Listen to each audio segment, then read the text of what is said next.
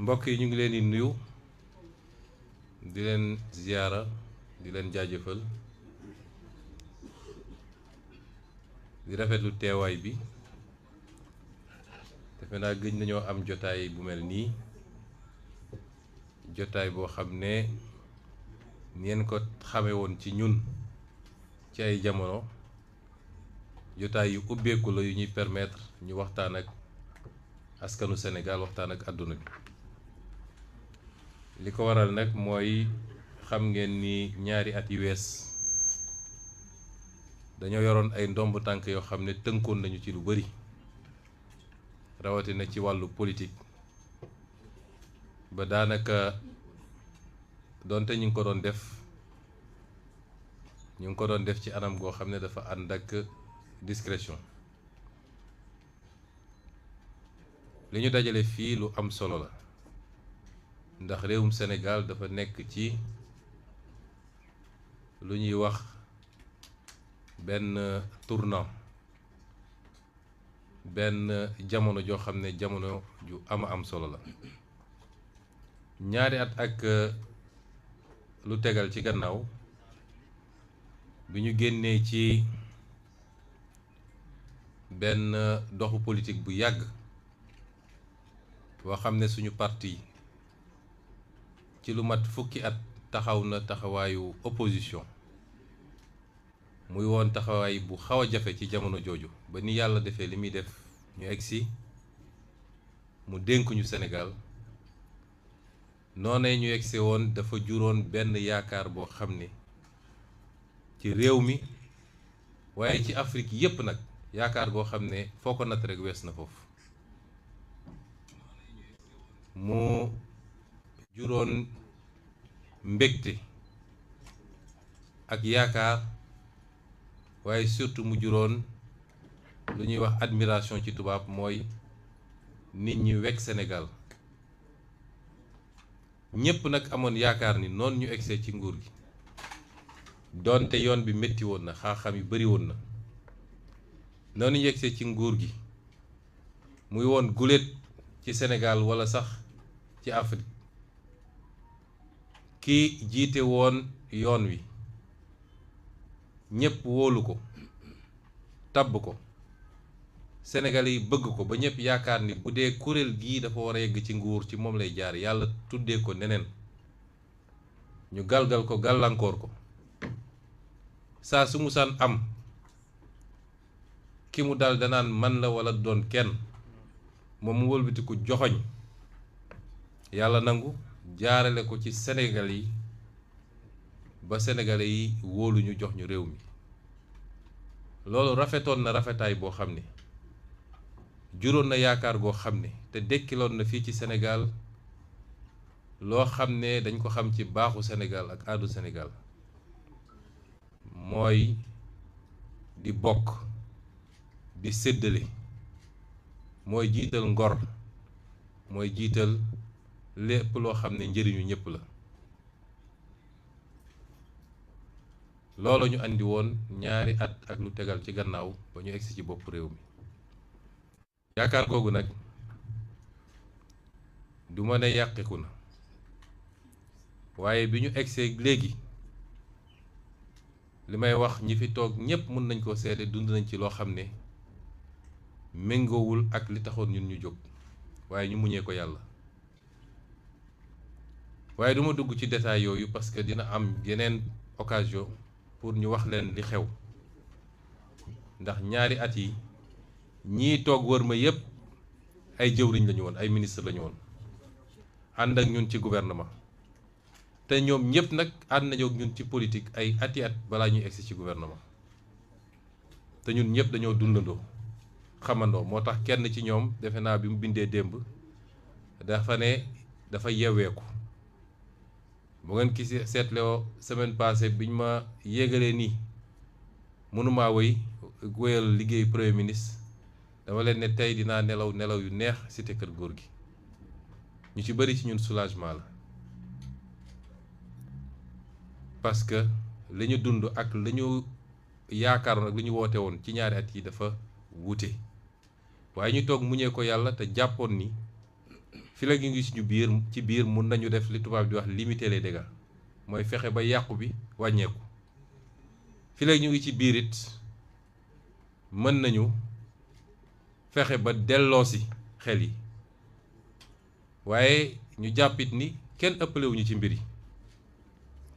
donte ci réew bu am démocratie bu ñu tabbee ki ñu tabb dafa am cëram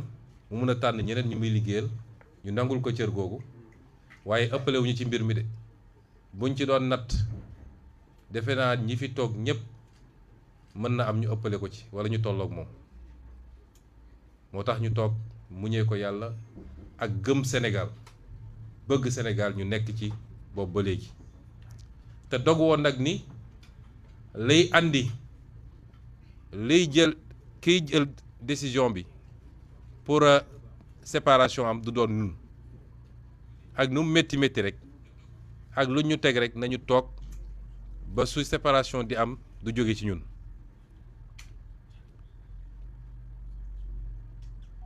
parti boobu nag dama ne woon du moo tax ñu woote ndaje bi introduction la woon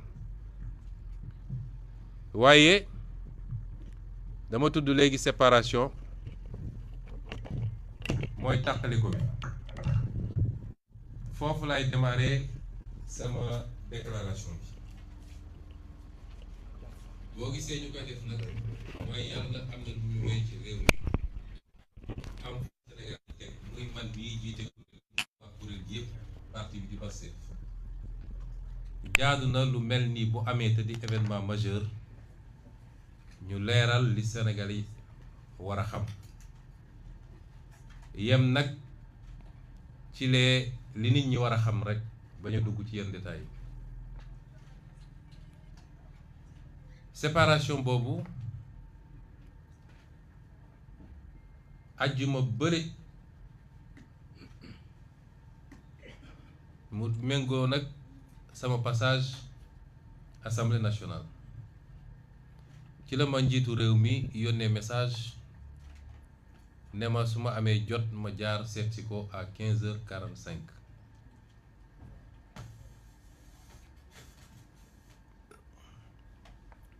boobu maa ngi woon ci yoonu juma bi mu jógee ci jumaa ji def li may def ba pare dem fekki ko pale bi ma yegsee jàmm sante waxtaan parce que ma leeral loolu damay faral di dégg ñu naan problème am na ñu ngay xiiroo ñu ngay ŋaayoo waaye de amaana su ma wonee gannaaw loolu di am waaye président musuma toog ak moom ba mu yëkkati kàddu sax walla mu wax lu fort sama kanam loolu musul am ak lu munti am bu ñu toogee dinañu wax nañ daan waxee teg ko ci tey ak dal musuma dem ba yëkkati kàddu goo xam ne dépassé na ko walla mu wax ak moom na mu warul waxee ak moom musul toog ba yëkkati kàddu gu ma dépassé xaw ma nag ku wéet lu muy wax ak ay ñoñam waaye loolu sequñu ko musuñu ko seq donc bi ma ñëwee wax na ak man ci dal ak tey jàmm sante waxtaan wax mbirum famille wax mbirum lépp ba daaneel mu ne ma li tax ma woola mooy jàpp naa ni ànd bi dina jafe ñu continuer ko nii nga ne ko ah mu ne ma waaw mu ne ma yu bari yi nga déclaré tey posé na problème dama dugg ci détail nag waaye xam ngeen yan moo posé problème yu bari yi nga déclaré tey posé na problème man jàpp naa ni ànd bi dina jafe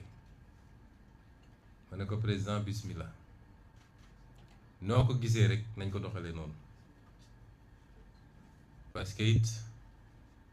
wax naa leen ni noonu suñu bopp à plusieurs reprises suñu xel dem na ci su mënoon nekk ñu yewee ko kon loolu daanaka gersu gu dajeeg wokkatu la ma ne ko aywa bismillah noo ko bëggee rek mu ne ma léegi dañuy doxal ci anam goo xam ne dañuy wax ni ñun ñaar ñoo waxtaan ba déggoo ci mbir mi ni lii moo gën amaana yow mun nga dellu assemblée man ma xool beneen premier ministre ñu liggéey ma ne ko déet mënul demee noonu ndax waxtaanuñu suñu waxtaanoon ba tënk boobaa su ma génnee dinaa ne ah waxtaan na ak président déggoo nañ ci lii nañ ko doxalee nii bu loolu amul nag yow génnal nga ne man maa limogé Ousmane Sonko nga assumer ko nit da ngay assumer ndax lu mat ñetti yoon dem naa ko seeti am na ci boo xam ne am na seede bi ñu génnee élection législative ma ne ko bu dee exécutif bi dafa xat loolu pour ñun ñaar parce que it man maay Ousmane Sonko mënuma ci dara loolu moom yàllaa ko def loolu yàllaa ko def ba sante ko ma ne ko bu dee sama wet sama nekk sa wet ci biir exécutif bi dafa diis ci yow bu dee da nga jàpp ni dama lay muur jant bi nañu waxtaan man ma dem assemblée fii am nañu ko mën a seede Aliou Sall mii mun na ko seede keneen ak keneen ma ne ko nañu waxtaan ma dem assemblée ñu def ko ci anam gu rafet nag ñu ne ñun suñu waa parti ñoo waxtaan ba jàpp ni lii moo gën te fa may nekk ci assemblée dinaa la jàppale ci assemblée bi waaye lu dul assemblée yi dossier boo am bu ñu liggéey ba ngoon nga booba ma fekk la kër ga ñu waxtaan ci ñu liggéey ñett yoon yi ma ko wax yépp dafa lànk bu tëdd suuf ne ma way du ñu ñëw ba fii mu mel nii danga may bàyyi fii yaa ma fi teg et cetera et cetera ma ne ko y a pas de problème ñu toogaat toog ma gis nii am na ay signaux yu wane ni problème dina am ma delluwaat wax ko kon man pratiquement ci coobareem laa nekkoon foofu primature te def naa fa li ma fa war a def te dinaa ci dellu si kon su ma ñëwee ba dara am mu woo ma waxtaanuñu ci yan condition la ñu war a séparé wu mu bëgg man ma endossé séparation bi génn déclaré ni waxtaan na ak président ba ñu juboo ma ne ko loolu duma ko def li ma ko tegaloon ci jiitu yu ñu wax yépp mooy bu ñu waxtaanee mën nañu waxtaan ba déggoo man ma dem assemblée nga seet premier ministre ci biir parti bi parce que parti majoritaire moo war a am premier ministre ñu xool ni ñuy former gouvernement bi ñu continuer liggéey bi yi jiitu yi ma wax ak moom yépp loolu laa wax ak moom moo tax keroog bi mu ko waxee ma ne ko waxtaanaguñu mu ne ma léegi nu ñuy def ma ne ko ñaar moo mun a am soit ñu waxtaan ba tënk wala nga ba ma dem sama yoon nga assumer limogeage xaw ma nag ndax limogé naa Ousmane Sonko dafa diis ci yow wala mais su dafa diis ci yow nañ toog waxtaan mu ne ma léegi danga may maa ngi dem seeti archevêque bi dama arrêté woon visite bi ba pare ba yëglu bu ma jógee ci archevêque bi tey ci guddi dinaa la woo nga ñëw ñu toog ñu waxtaan moom sax moo ne comme weekend bu gudd lañ jëm lundi Pentecôte dinañu am jot ñu toog ñu waxtaan ma ne ko du yàgg sax bu ñu toogee waxtaan à moins de 24 heures ñu tënk li ñuy tënk defar gouvernement ndax defar gouvernement man jafewuma def naa ko ñaari yoon te benn musul yàgg te ministre yu baax laa ko andil naa ci dellu si ma ne kon amul problème ma jóg dellu kër ga toog di déglu ba 20h35 mu yónnee ma message ne ma PM je ne pourrai pas tenir la réunion et je compte annoncer la mesure que je vous ai notifiée tout à l'heure mais je serai disponible demain vers 18h ma ne ko je prends acte ma teg ci 15 minutes gis Omar Samba Ba di lire ab décret mu ne alhamdulilah takk samay bagage ñibbi cité kër góor gi ndax namoon naa cité kër góor gi sax. donc noonu la mbir yi demee mu toog ñu toog ñaari fan wala xaw ma ñaata fan la ñaar wala ñett mu annoncé premier ministre waxtaanu ceeg man waxtaanu ceeg kenn ci parti bi amul kum ci waxtaanal fi ñu toogaat tuuti ma woo Daouda Ngom keroog lundi Arafat defe naa lundi Arafat bi la ma woo mardi ma woo Daouda Ngom ne ko convoquer tous les ministres sortants du parti à 18h ñu waxtaan ci naka la ñuy gérer la suite ba ci yàgg ma ne xam naa ni gars yu bëri bés bi dañ ko woor peut-être dañuy ndogu ma ne ko def ko 20h30 ci diggante bi ministre yu bëri woo ma ne ma ah ñun de dañ ñoo envoyé léegi message non dañ ñoo woo Al Aminou Lo woo nañu nañu le président va vous recevoir ce soir à 20h ñu ne ma qu'est-ce qu'il faut faire may leen bu benn ministre dem wuyu ji ma leen njëkk ne laaj leen ko lu mu leen di doy ñu woo ko laaj ko mu nekk consultation pour un gouvernement may leen bu benn ministre dem parce que fii ñu toll nii tembe président dafa nekk ci booram ñun ñu nekk suñu boor bokkul ak 2024 bi ñuy def gouvernement donc su buggee wax ak ñun na jaar ci bunt ba parti mooy dugg gouvernement parti mooy génn gouvernement ku bokk ci parti nit nag mun nga bañ a bokk ci benn parti di ab technocrate comme ñoom Mabou Ba ni ñu leen jëlee woon ñoom Abdourahmane Sarr ñu woo la nga dem mais parti mooy dugg ci gouvernement Abdou Diouf bi mu bëggee Ablaye dugg dafa waxtaan ak Ablaye ba ñu déggoo mu ne ko demal nga defar sa wàll kooku dem defar wàllam ñëw ne ko diw mooy fii diw mooy fii diw mooy fii c'est comme ça que ça marche mais doo toog di woo des militants de parti individuellement te yow parti bi am bureau politique am COMEX am conseil national am président ñooñu ñëpp nga tëb leen di xëcc parce que loolu stratégie rek la c'est une stratégie pour essayer de démanteler Pastef une stratégie pour wane ni man Pastef ku ma fa soxla am la su ma la wonee benn sucette rek ne la benn bonbon gi da ngay daw ñëw une stratégie pour essayer de montrer que Ousmane Sonko ëppale wu ma ci Pastef te loolu yàgg na ko wax nekk nañu réunion Aliou mi fekke na ko Daouda Ngom keneen ak keneen Birame Souleye mu ne moom moo ëppale ci Pastef ma ne ko président mu ne ma ne ko génnal nga taxaw fii léegi nga woote meeting Pastef Ousmane Sonko ne bokk ci boo amee 100 personnes ma xam ni Pastef amul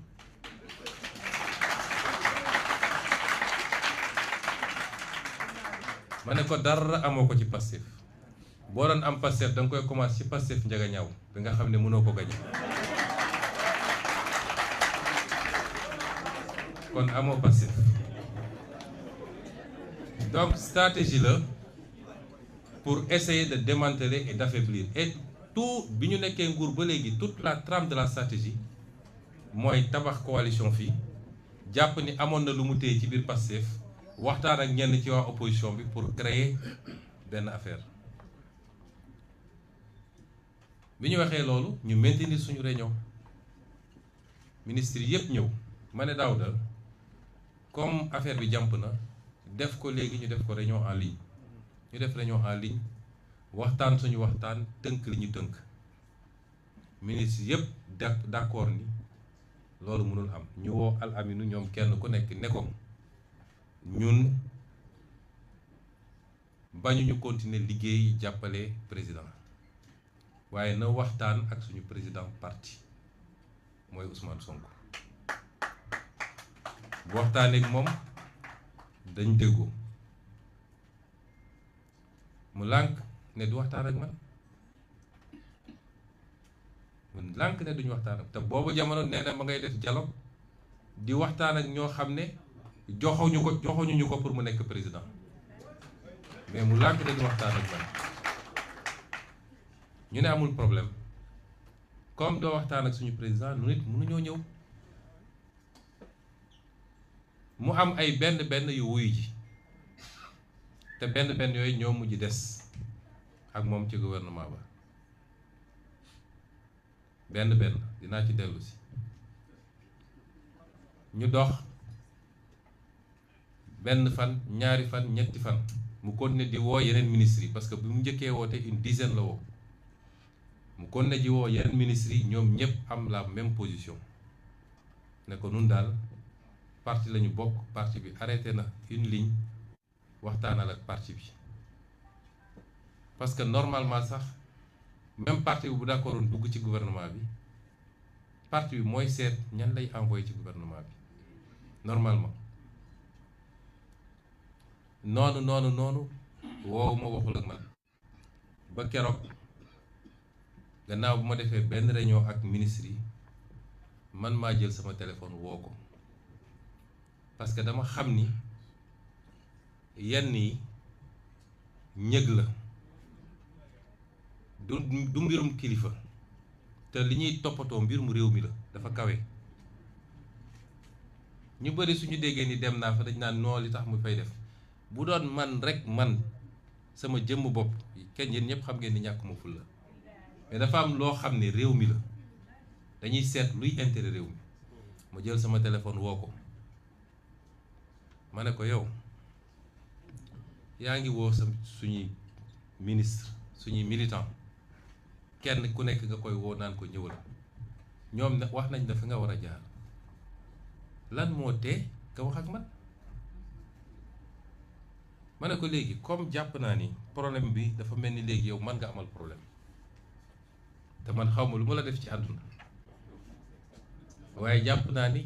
yow man nga amal problème dafa mel ni gis ma léegi sax problème la ci yow ma ne ko amul problème parti bi du Ousmane Sonko parti bi du parti bu ndaw léegi désigné naa ay ndaw yoo xam ne recevoir leen ngeen waxtaan te kenn ku nekk ci ñoom jaar nga ak moom foo xam ne weesu na mbirum parti ma ne ko désigné ak Birame Souleye Diop Daouda Ngom Aliou Sall ak El Malick Ndiaye recevoir leen nga toog ngeen waxtaan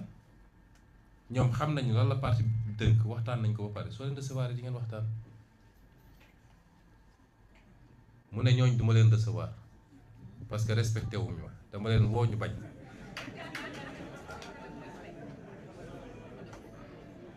ma naxanteeg moom ba mujj gi mu ne ma man duma leen recevoir waaye Al Aminu na leen recevoir ma woo Birame Souleye ne ko wol Al Aminu ngeen dem toog wax ñoom ñu dem toog wax ak Al Aminu wax ak moom ci poñ yi nga xam ne parti bi loolu mooy préoccupation Al Aminu ne leen yenn yi mu ne leen lii mun na demee nii yeneen yi mu ne leen il faut ma wax ak kilifa gi ca ëllëg sa Al Aminu woo Birame Souleye woo El Malick Ndiaye ne leen président nee na dégg na lépp te dina woo Ousmane wax ak moom dégg na lépp te dina woo Ousmane wax ak moom ma ne baax na ñu toog woowu ma ci diggante bi mu commencé waat woo ministre yi ak secrétaire d'État yi mu jotul woon woo ak yeneen membres du parti yoo xam ne nekkuñu woon ci gouvernement bi ne leen ñëw wuyu suma palais daanaka ñooñu ñépp tontu ko benn tontu bi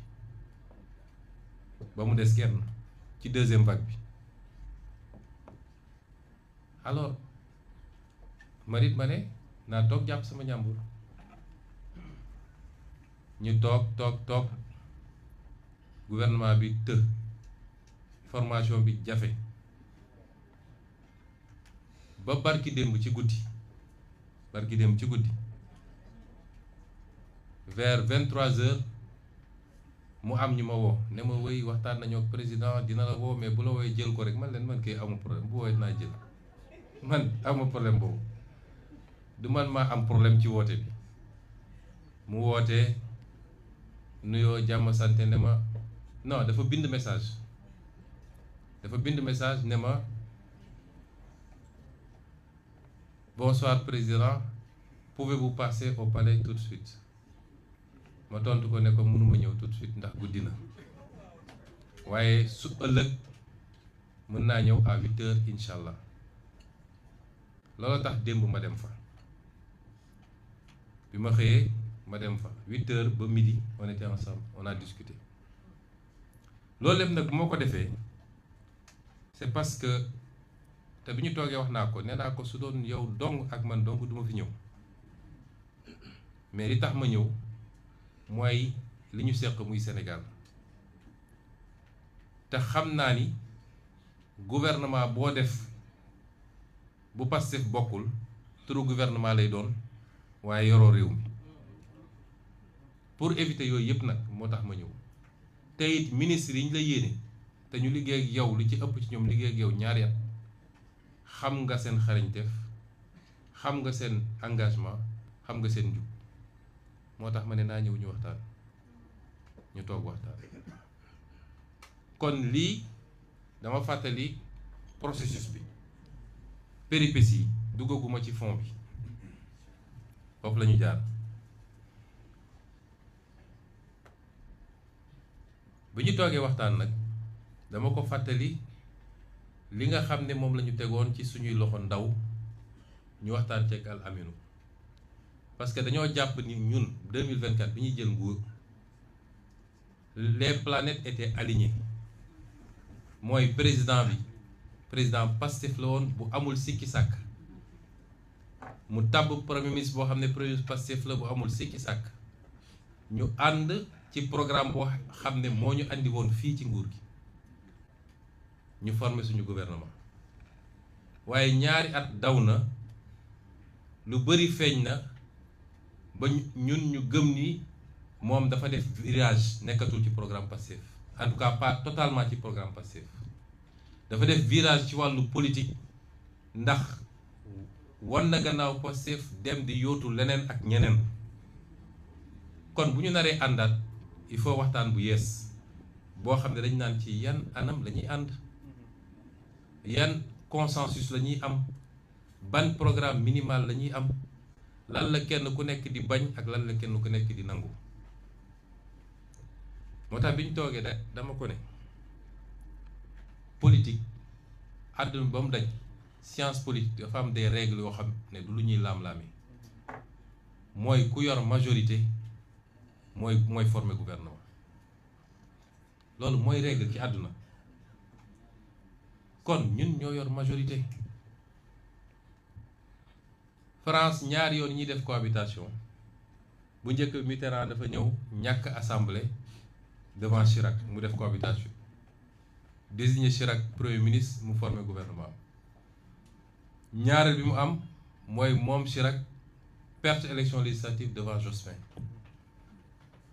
loolu mooy règle universelle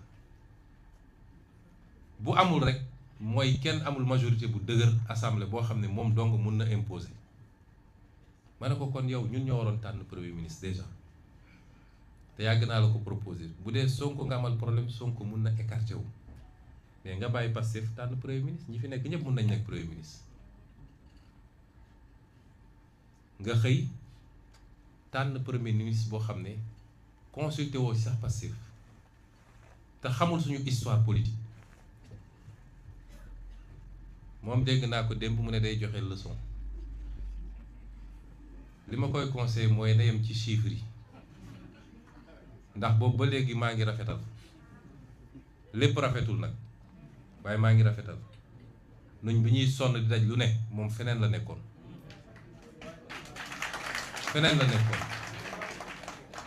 kon na yem fi ñu ko yemloo nee na technocrate la na yem ci technocratie bu mu ñu tax a wax parce que xam nañu lan mooy rôle am réellement ci li xew kon bu mu ñu tax a wax donc ma ne ko tànn nga premier ministre te consulté wuñu normalement dañoo waroon tëj bunt bi ñun Pastef mais malgré tout ñu continuer am ouverture léegi nag dañoo bëgg ñu waxtaan ci ban anam la ñuy demee d'abord y a des questions de fond gestion dette bi naka la parce que mooy principal problème Sénégal pouvoir d'achat bi mooy njëg yi lan la ak nuñ koy doxalee renégociation yu ñu entamé te mu àndil ñu satisfaction yu bëri naka la problème mu justice ak reddition des comptes bi nga xam ne dañ cee teg tànk te xam nañ fu mu jógee naka lañ koy doxalee yooyu ñeent yi gën a am solo la mais am na yeneen yoo xam ne yu ñu yitteel la ne ko nañu waxtaan ci yooyu bu ñu génnee ci yooyu nag ñu doog wax ci gouvernement bi ci boppam mu ne way yooyu mun naa ci tontu bor bi ñun jëluñu ci benn engagement ak FMI nit ñi ñoo ciy wax lu ne ñu wax ko mais ñun jëluñu engagement ci restructuration waaye bu demee ba mënatuñu it dinañ dem ci restructuration ma ne ko dégg naa mu ne njëg yi même réponse waxuñu ni dañuy yokk njëg yi tey walla suba waaye bu ñu demee ba mënatuñu dinañ yokk njëg yi ma ne ko ñaar dégg naa renégociation yi mu ne fañ ca nekkoon dañ ko continuer waaye am na ay problème parce que recevoir nañu ñaar ba ñetti notification de contentieux et cetera ma ne ko renégociation ak contestation ñoo ànd waaye sur 50 dossiers boo ci amee 3 contestations kon ça veut dire que alhamdulilah ñu dugg ci justice bi déggoowuñu moom jàpp na ni justice ak reddition des comptes bi lépp baax na problème amul ma ne ko kon du ñu avancé ci wàllum justice demal nga laaj Sénégal yi lan mooy seen perception ci justice wax ma justice reddition des comptes rek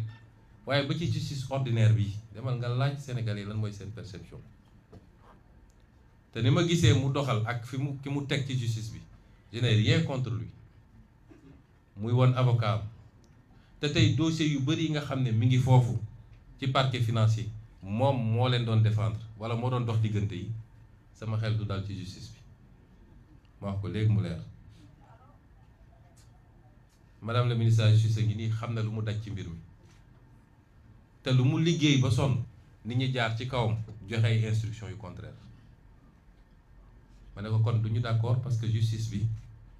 li fi xew léegi sax c'est pire que liñ doon xeex ñun kon boobu d'accord ñu ci bi ñu weesoo loolu ñu ne dañu waxtaan ci gouvernement bi naka lañ koy tëralee ma ne ko li ma lay njëkk a laaj mooy gouvernement bi ñaata portefeuille ministériel la est-ce que dañ koy bàyyi ni mu meloon nii 25 ministères 6 secrétaires d'État mu ne ma déet dina am ay raménagement parce que man gis naa ni secrétaire d'État yi dañ doon am problème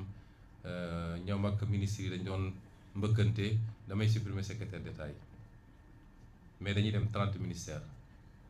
à ma grande surprise génne na secrétaire d'État andi ministre auprès d'eux ce qui est illégal parce que suñu constitution dafa ne le gouvernement est composé de ministres et de secrétaires d'État il n'y a pas de ministre auprès d'eux yow nga dem supprimer secrétaire d'État yi dem andi des ministres auprès d'eux nga xam ne même taxawaay la ñu am que secrétaire d'État ndax dañ leen rattaché ci benn ministère ne ko léegi naka la ñuy doxale parce que Pastef mooy parti majoritaire te Pastef soo xasee ba dugg da ciy taq rib ñun nekk naa premier ministre pendant 2 ans et peut-être 2 mois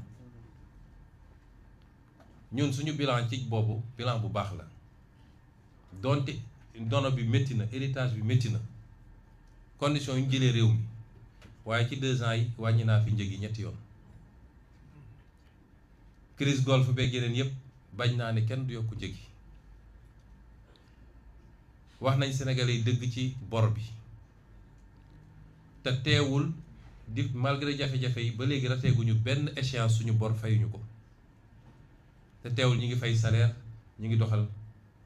administration bi renégocier nañu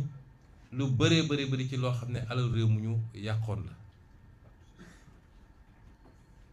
fexe nañu ba waxtaan ak liggéeykat yi ba am pacte de stabilité daal di apaiser climat social bi ak yeneen réussir nañ fi ay campagne agricole réussite bu mucc ay la cay sooxe kay ci commercialisation bi la te ci ay ministre am la moom ndax gouvernement bi ñu jógee dafa doon sooxe yépp ci ay ministre am la mais jógewul ci ministre Pastef ma ne ko kon ñun am nañu bilan bu baax bu fi yemoon sax sénégalais xam nañ ni liggéey nañu ba pare nekk ñun ci jubal ak jubbanti loolu kenn duñu ko weddil kon ñun am nañu bilan bu ñu naree continuer te gis ni bifurcation am na il faut ñu toog waxtaan ci yenn anam la ñuy continuer te bu ñu xasee ba dugg nag ñun ñooy andi la caution morale et la caution politique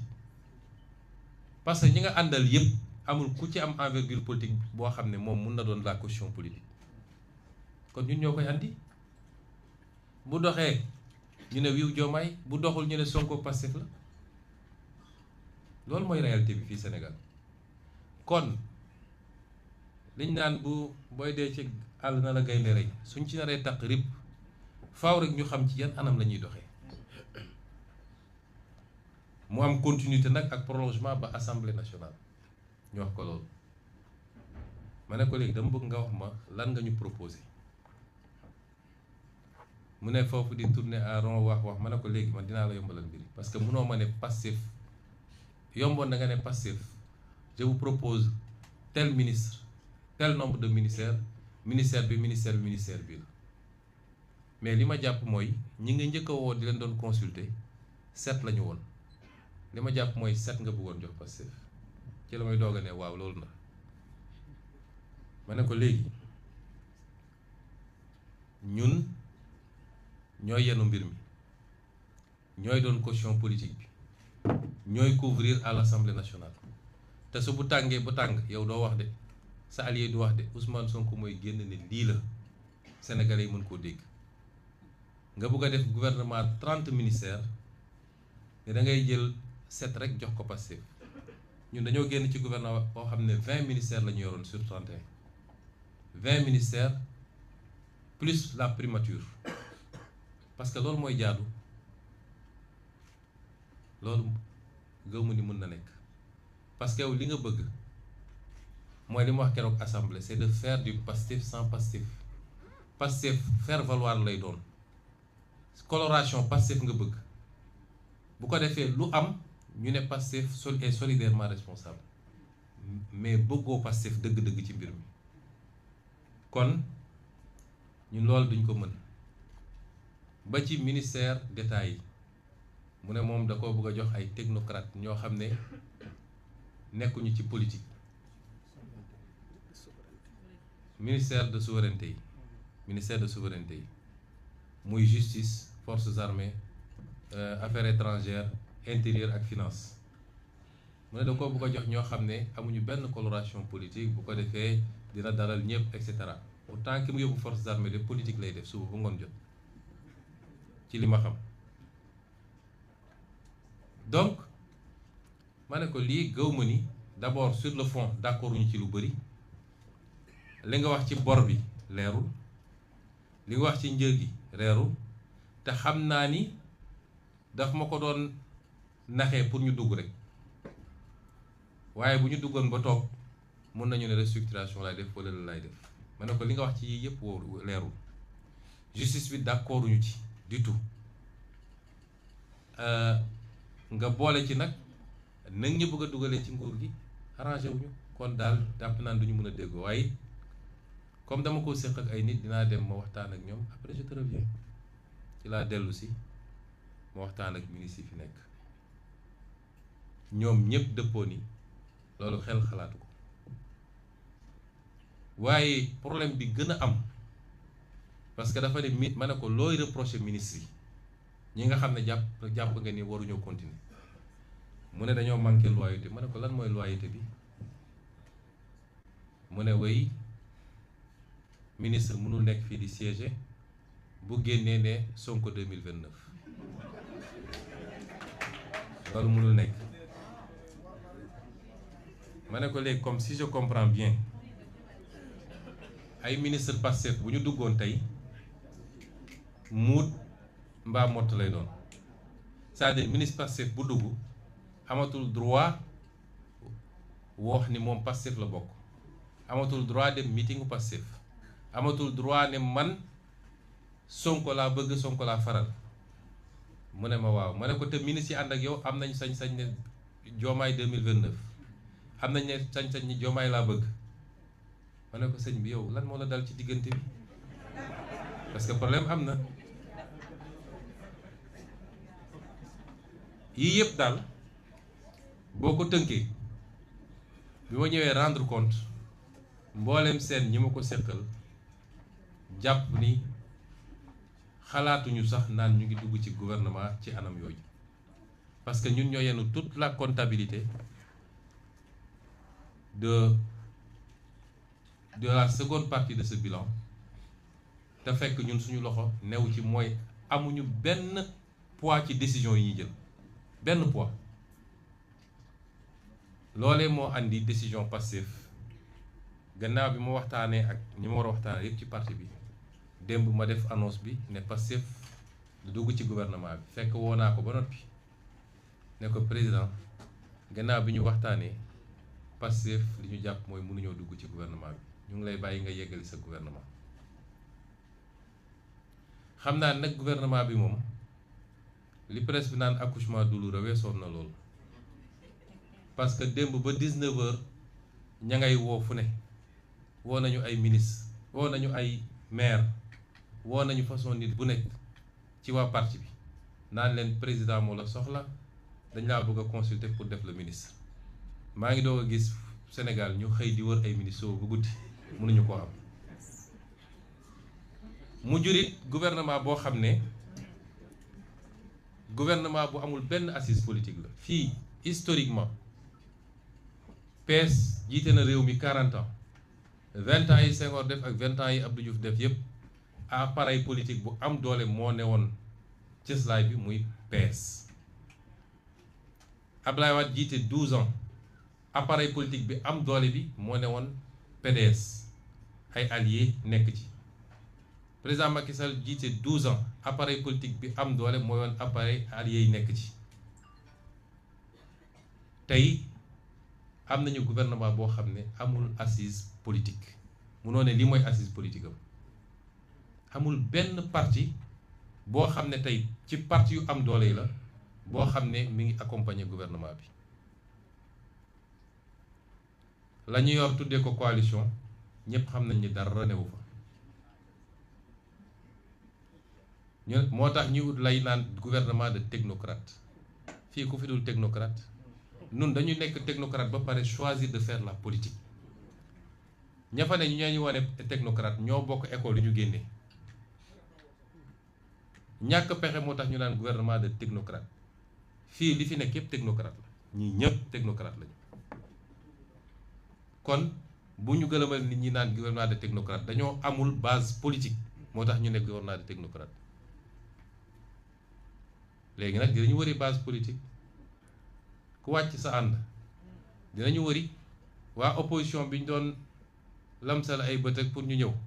ku dem ba bëgg a cëpp ni si kii dafa maa nar a sànq lii dafa mel ni fi mu jëm kenn xamu ko moo tax ñu bëri teewaat seen bopp. gouvernement bu amul assise politique. premier ministre bi keroog bi ñu defee passation par dañ toog foofu ma ne ko waa léegi yéen yow doo politique xamoo sax nu ñuy politiquer ki la tabb def le premier ministre moom dañ koo joxoñ waaye poids politique am diisut ma ngay góorgóorlu nag di wut fu muy joxee léegi yéen amatu leen fusible bu dëkk bi jaxasoowe kan ci yéen mooy taxaw ci kanamu sénégalais yi wax man bëgg naa ko xam. lii danger la cim réew parce que àdduna ba mu daj appareil politique machine politique mooy doxal mooy téye réew mais moom moo def choix boobu moo def option boobu Pastef def na li mu war a def yépp talal ko loxo def na li mu def yi war a def yépp jaar ak moom fi mu jaar ak moom nangul nañ ko loo xam ne ku ñu xamul sax da nga naan ñii dañoo nakk ful la ñépp mun nañ ko seede fii waaye loolu bëgg réew mi rek moo taxoon ñu def ko c'est pas du ñàkk ful la. On est obligé de constater qu'il a fait ce choix et c'est son choix mu des nag naka lay gouverner sans assise politique sans majorité parlementaire su ñuy wër dinañ wër ba sonn amoo ñetti maire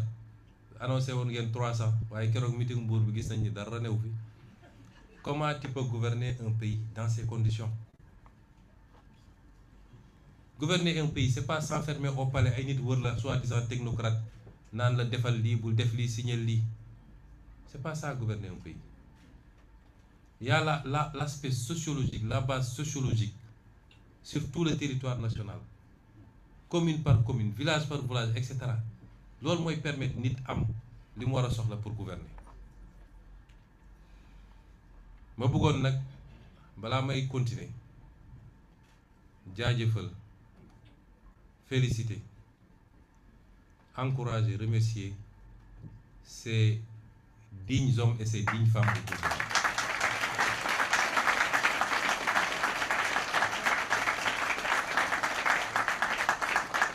dama wax keroog assemblée El Malick ne ko lu waaye yàqoon defar nga ko waaye yéen li ngeen def it yéen dañu ressusciter au Sénégal des valeurs yoo xam ne moom lañu suñuy maam bàyyi.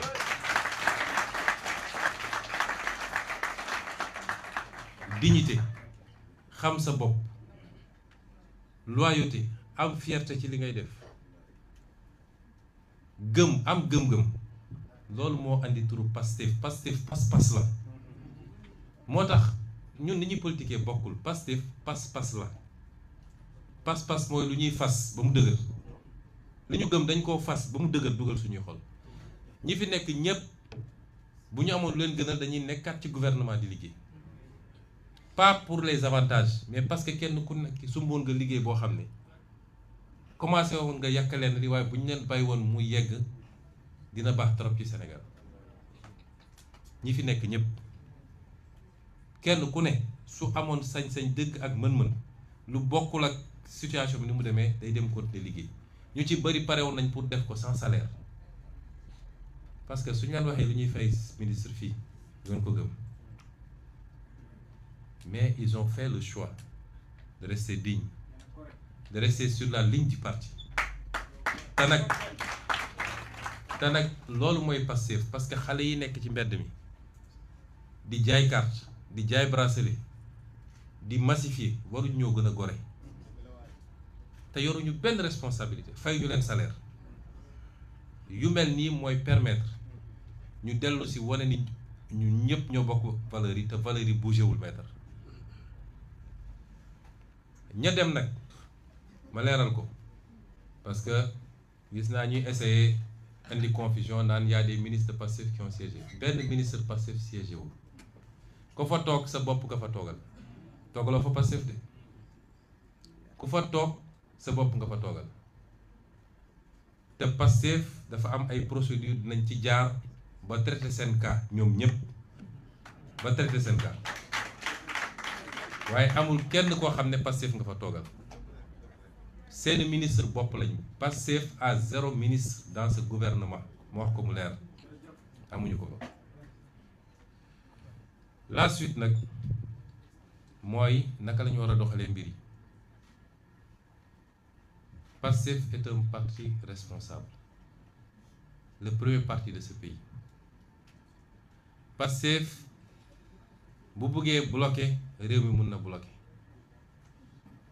ci anam yu légal laa wax nag bu ko bëggee mën na ko waaye ñun loolu taxu ñoo jóg. Sénégalais yi soxlawuñu loolu. réew mi métti na parce que ndono bi déjà moo diis. ñun waroon nañu tal leneen lu dul tout le temps matin midi soir ay combine politique. président dama ko ne keroog bi ñu la falee nga commencé say combine politique parce que dugal nañ sa bopp 2e mandat te yow li la joxoon 1er mandat mun na la jox 2e mandat te wax naa la ko ci kanamu seede li la jox premier mandat boo maandu woon tuuti te tey moo lay jox deuxième mandat wax naa ko ci kanamu seede ñii ñëpp toog lu fi jar paraxe jublu nañu jublu ci liggéey bi bu ñu dugal Sénégalais yi encore ci coowul politique matin midi soir des histoires de coalition yëpp teg ko fële ñun ñëpp ay gone lañ on a le temps de voir venir président dem naa ba yegg ci ne ko moom dafa ne waxuñu wantewuñu dara Cap Manuel ngeen baal ma je suis obligé de clarifier te wax naa ko démb mu dégg bi ñu demee ba affaire bi décanté wu man leen andil leen ma ko sama néeg jamono jooju yëkkati woon mbàngam di ma jaay président de jamono jooju su ma ko corné woon sax mu daw may leen andil leen ma ko sama néeg ñu andil ma ko mu ñëw sama néeg yor carnet ma wax ak moom ne ko yàlla def na li mu war a def proposé nañ ma ba sonn ma d'accord pour ñu reporter élection yi ma lànk ba tëdd ci suuf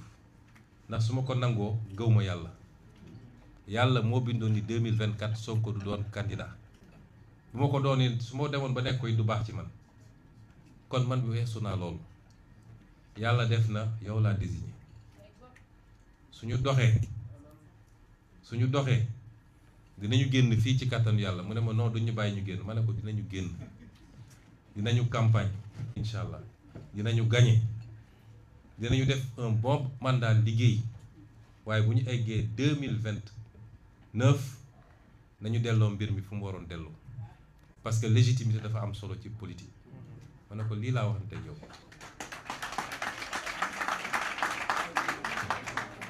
billaahi wallaahi wa tallaahi li may wax bu amul yàlla bu ma xeeñ ko àjjana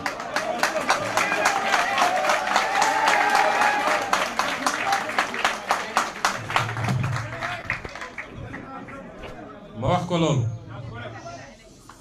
lim ma ci tegal mooy de toute façon mandat bi néew ma waaw néew ma déet waaye daf ma ne de toute façon mandat bi ce sera le mandat des réformes difficiles mun naa ko jël sur moi comme ça après yow nga am boulevard démb fàttalewaat naa ko ci bureau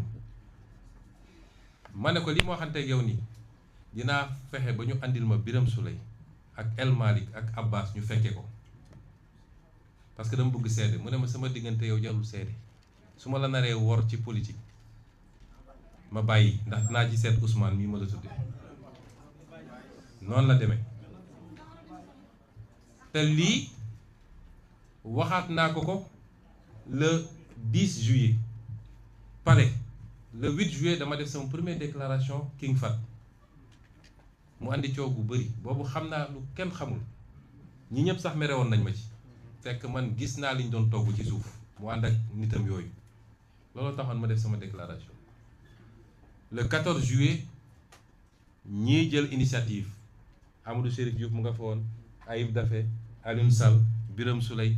bëri woon nañu ñoom Ngagne Demba ñoom El Malick ñu ñëw toog ma fàttali ko devant témoin ne ko yow lii laa waxante woon nag yow Cap Manuel ñu génn toog tuuti ma ñëw ne la maa la waxoon lii mais bu dee teg nga sa tànk fi nga ko war a teg respecter parti bi respecter ligne parti bi liggéey 2029 man maay déclarer sa candidature man ñu defal le deuxième mandat ma wax ko devant témoin ma ne ko nag comme boobu ba léegi yow loolu doyu la wala nga jàpp ni dañ lay nax ba tax nga dem dugg ci yeneen man 2029 yàkkaluma kenn bu soobee yàlla jour boobu li mu ci teg li ma wax nii xam nga seede bii am na seede li mu ci teg jour boobu dafa ne suñu yàlla mayee ñu dund ba 2029 maay doon sa directeur de campagne mu wax ko ci kanamu seede man xam naa ni gëm ko mais noonu la demee kon ñun yàq taxu ñoo jóg parce que bu yàqoo ñun la yàqul Pastef moo takk càq bi bu yàqoo ñun la yàqul Pastef bu soobee yàlla 2029 ak schéma boo munti xalaat bu soobee yàlla Pastef dina continuer mission kon ñun ñun mënuñoo bëgg mu yàqu xanaa kay keneen ay nekk fële dem ba xam ni mbir mi ni ma ko bëggoon demewul noonu mu ne xaaral ma xaru yóbbaale nit ñi waaye ñun duñu yàq. loolu moo tax ñun ñoo contrôler assemblée nationale. gouvernement bi mu teg démb su ma neexoon suba gouvernement bi daanu. loolu la constitution joxe su ñu neexoon suba gouvernement bi daanu ñu def motion de censure waa ji loolu def joxe démission te saa su defaatee gouvernement mun nañ ko defaat surtout fi ñu dégmal nga xam ne session bi jeex na mun nañu chaque 15 jours ñu def une session mën nañ ko parce que Sénégal dañu mooñ nit ñi ci lépp ñu jël ko président de la République pouvoir exécutif. assemblée bu tegoo ci la xol yu mu war a tegu mooy cër bi ëpp doole ci réew mi. assemblée mooy contrôler ñëpp daanaka te kenn contrôlé wu. assemblée bu ko neexee mu woo ministre, bu ko neexee mu def mission d'information parlementaire, bu ko neexee mu def commission d'enquête parlementaire, bu ko neexee mu yóbbu nit haute cour de justice. mooy contrôler l'action publique, mooy voter les lois. kooku ku ko ëpp cër ci réew mi suñu loxo la nekk ci kàttanu yàlla. te bi ma séenee li ma seen moo tax ma ne du ma nelaw ba assemblée ma fay dugg ak ay coalition ñu xoj ñu di nga am majorité mais boo ci génnee député coalition ba boo moytu li lay dese doon majorité. looloo andi woon ñu dem élection législative tout seul. assemblée boobu suñu loxo la ne ma feddali ni assemblée boobu duñ ko utiliser pour xeex ko. defuñu motion de censure lu dul ci condition yi. bu njëkk bi moom mu commencé xeex bi parce que nag Sénégalais yi ñoo jox kenn ku nekk cër bi nga yor et c'est une chance pour le Sénégal. Pour la première fois on a la possibilité d'appliquer la théorie qui veut que le pouvoir limite le pouvoir, arrête le pouvoir, sans pour autant qu'il ne soit condamné ñoom à collaborer. loolu la Sénégalais yi def bi ñu àndee configuration bi nañu liggéey teg lépp yoon. constitution bu wax na lan mooy cëru ku nekk, loi yi wax nañ ko ku nekk na nekk ci li mu war a nekk et que les institutions dialoguent. ñun loolu la ñu gëm. donc duñ utiliser loolu pour xeex lu dul moom moo jóg dal suñu kaw te door nañu nag de seen complot yi ndax la ñu yóbbu conseil constitutionnel ña ko fa yóbbu ñoo njëkkoon déclaré ni c'est pas la compétence du conseil constitutionnel. loolu la conseil constitutionnel musa wax fañ leen woowee ne leen dem leen déposer recours nous on gère le conseil constitutionnel. ñun xam nañ ko la ñuy rumbandaat xam nañ ko. waaw yow 10 ans ngay complot contre nit dàq nga ko ci liggéeyam jiiñ nga ko lu ne dóor nga ko tëj nga ko kaso tere nga ko mu ne candidat ba tey jii mu jaar ba egsi fii ngeen bëgg a continuer complot ba kañ ba kañ. Tout un système mobilisé parce que c'est les mêmes qui sont là toujours contre la même personne parce que dama woote lu bokkul ak seen intérêt te bokk na ci li ma gën a ragal ci gouvernement bi. nekk naa 2 ans premier ministre li ma bloqué ci ay musiba su ma ko waxoon fi ngeen jaaxle. fi mu ne nii course lay doon bambu la ku nekk di essayer lok waaye l'Assemblée nationale veillera au grain autant que possible.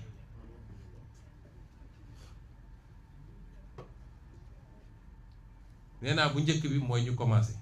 te dinaa ci profité nag lancer un appel aux patriotes. wax naa leen ni Pastef moo takk càkk bi dama bëgg ngeen ànd ak tey ak dal parce que léeg-léeg patriotes yi li ñuy yàq yenn patriotes yi li ñuy yàq moom li ñuy defar. chaque jour ku xëy di jaay ni maa gën a mer maa gën a gëm affaire bi dem bind loo xam ne bindloowuñu la ko dem wax loo xam ne waxloowuñu la ko loolu avancé woo parti bi da nga koy delloo gannaaw. Pastef parti xam-xam la parti programme la parti projet la loolu moo ñu andi fi ñu ne chaque jour ñu wax ko depuis des années ñu ngi koy wax santuñu loolu waa Pastef parce que ñi ñu seqal dañu xam Pastef dañ naan ay xale fa ne bëri xadal chaque jour ñu def benn provocation pour xale yi am nu ñu réagir. Ils vont continuer la provocation lii ñuy convoqué ñoom Cheikh Bara ak ñoom gi yëpp provocation la parce que xam nañ ni un député en session jàppoo ko flagrant délit nga koy convoqué procureur bi ko def moom xam nañ li mu def waru koo def xam na ko parce que poursuivre na fi ay nit dafa saisir Assemblée nationale pour ñu lever leur immunité parlementaire le même procureur mais quand c'est Pastef tout est permis yooyu yëpp provocation la waaye ne cédez pas à la provocation ànd leen seen tey ak dal mandat bi jeex na ba noppi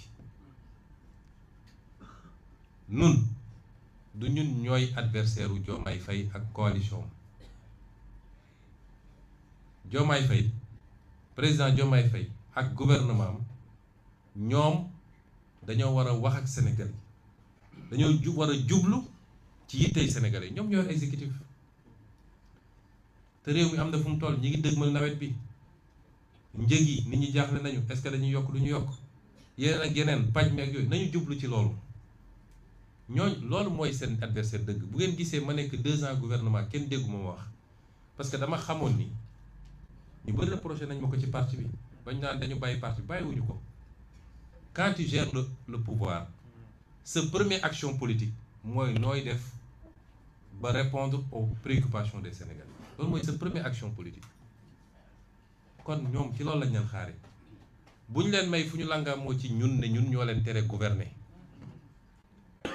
réew maa ngi ni moom mooy président am na gouvernement am na budget am na tous les moyens de l'État na jublu ci liggéey bi waaye ñun duñu adversaire am opposition bi it xam naa ni fi mu ne nii jaaxle nañ parce que ñoom li ñu bëgg mooy opposé wu à Sonko ak Pastef ñoom loolu la ñu bëgg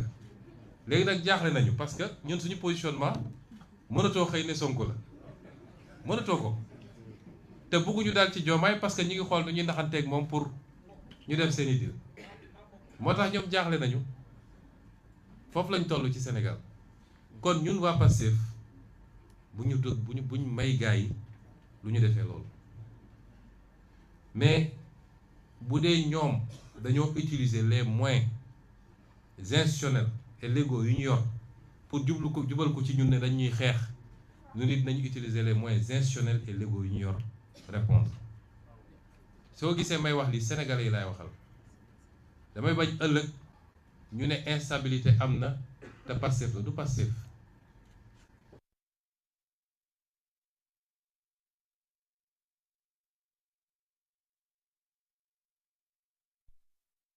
gouvernement am na yeneen pexe bu jëlee ay moyens dal ko ci ñun dañu utiliser suñu moyens juridiques ci cadre boobu mais su loolu amul nañu responsable ñun ñëpp dañu ñu xalaat Sénégalais yi ñu jublu ci liggéey bi loolu rek la ñuy suggérer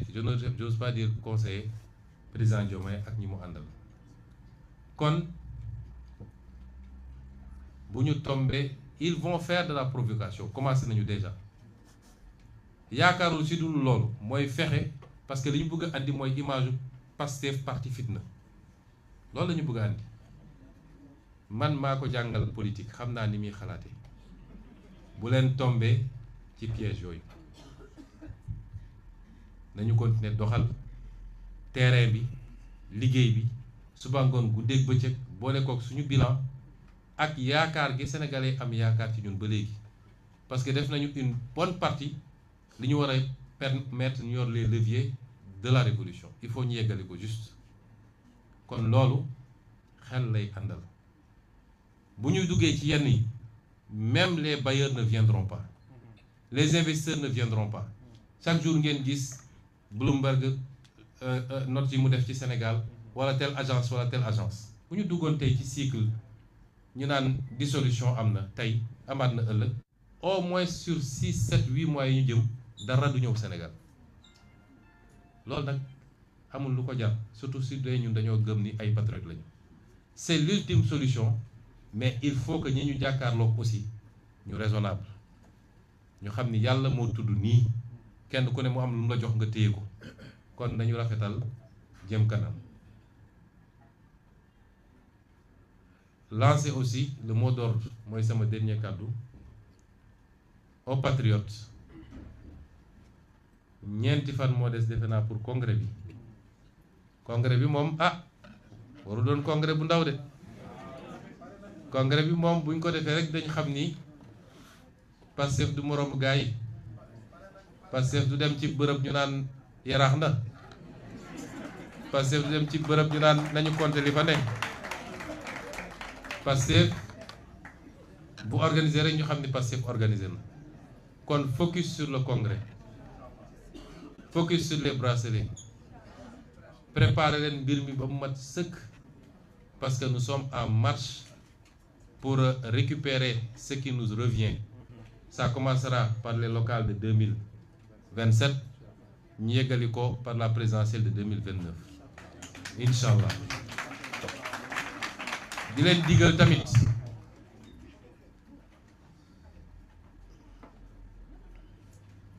digal tamit Pastef est devenu le plus grand parti mais dafa war a continuer di màgg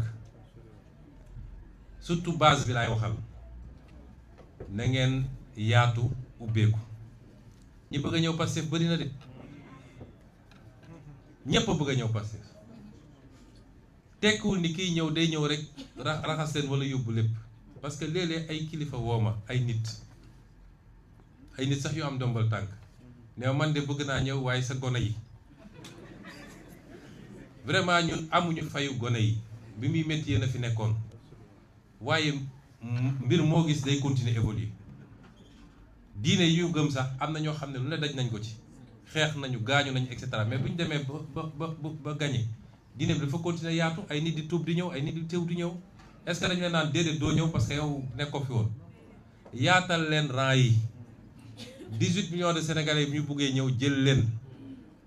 wax naa leen toujours yan condition la ñuy jëlee Pastef reste ce parti attrayant ouvert Sénégalais buy politique fi mu toll nii bu amoon sañ Pastef lay nekk Sénégalais buy politique bu amoon sañ Pastef lay nekk ubbeeku nañu yéen njaboot gi ubbeeku la nit ñi ñëw ngeen ànd ceeg yaatu yéen ñii di ñëw it ñëw leen avec humilité xam ni da ngeen fi fekk ñoo xam ne daj nañu lu mburu dul daj ci taal ngeen jox leen cër ñu ànd liggéey parce que ce pays a besoin de toutes ses forces pour une révolution pas une alternance mais pour une alternative daaneel ci DG yi ñu ma koy fàttali parce que Pastef tey ci état bi du ministre yi kese peut-être yoroon nañu lu mat 85% des ministres waaye yoroon nañu tamit lu toll noonu ci DG yi man li may wax directeur généraux yi directeur général ak ministre bokkul ministre est une fonction éminemment politique directeur général est un poste technique ndax ñun nekkoon nañu opposition am ay directeurs généraux ak ay directeurs yoo xam ne ñu ngi woon ci ñun directeur général c'est un poste technique li ma leen di wax mooy parti bi tënkul kenn ci sens bi wala sens bële directeur général boo xam ne jàpp na ni mënatul dem ngoram mayu ko wala amatul envie kenn mënu koo tere mu ne maa ngi dem bàyyi na waaye liñ koy sant ci cadre boobu mooy na ko def conformément ak liy intérêt réew mi na ko yëgal ki mu ko war a yëgal ba pare na toog téye poste bi di liggéey ba keroog ñu tànnal ko ku ko wuutu parce que réew mi warul taxaw ala kulli xaal waaye directeur général boo xam ne moom bëgg na continuer liggéey bi te yàqul dara ci appartenance politique am bu liggéey ba liggéey bi jeex mu dem defi li muy def ci activité politique am ba borom mut mbaa mott jàpp ni faw mu dem kooku na toog fi mu ne liggéey li muy liggéey ko ni mu ko doon liggéeyee ànd ceeg farlu wala sax mu yokk loolu mooy consigne parti bi parce que l'exercice d'une responsabilité publique c'est quelque part aussi un choix personnel waaye su dee l'exercice d'une fonction politique parti bi war na cee mën a am xalaatam ñun jógu nañu ñëpp nañu démissionné am na ñoo xam ne xalaat nañu loolu démission collective am na ñu ko xalaat mais su ñëpp jógee ni démissionné nañ ñun ñoo yor poste presque poste yi gën a stratégique ci direction générale mais réew mi day taxaw. am na ñoo xam ne jël nañ seen responsabilité individuellement démissionné on respecte aussi leur position parce que ni ma mënee lim féliciter ministre yi fi nekk noonu laa mën a féliciter ñeneen ñi nga xam ne jël nañ seen responsabilité bu ci mujjee rek mooy ministre conseiller aux affaires juridiques du président nga xam ne jël na responsabilité ne moom mënatu faa toog kon loolu mooy position parti bi sur les ministères.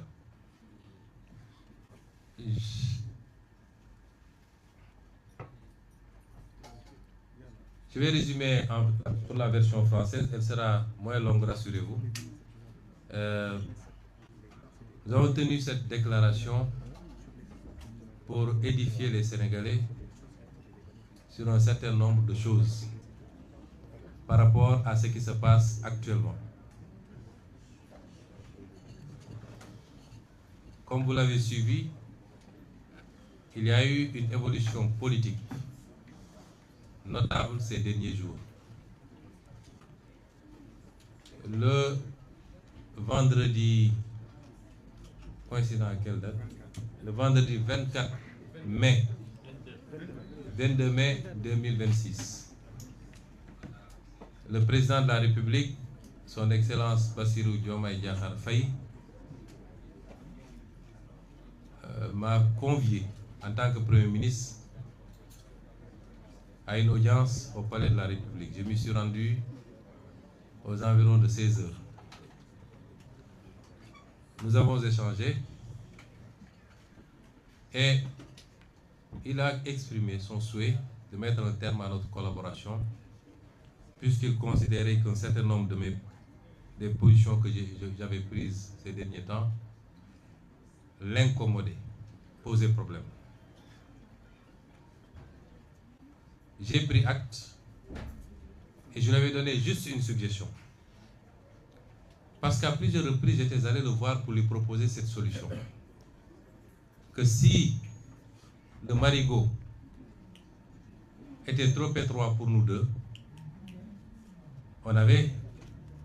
une solution, une alternative. Moi, j'aurais pu me décaler et repartir à l'Assemblée nationale parce que j'avais mon mandat de député intact.